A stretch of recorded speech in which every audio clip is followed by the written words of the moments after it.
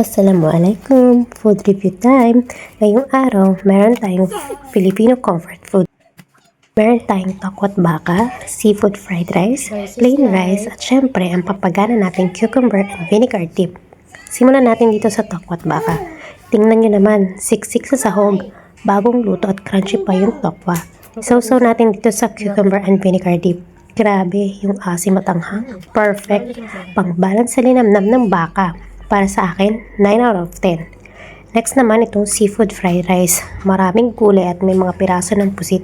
Sobrang bango pero dahil masarap ang ulam, kailangan din natin ng extra plain rice para sa talagang solve ang lunch. Ang fried rice, solid 7.5 out of 10. Sa totoo lang, panalo talaga kapag hinalo mo yung vinegar sauce sa kanin. Napaka-satisfying. Kayo, anong paborito nyo ipare sa tokwat baka?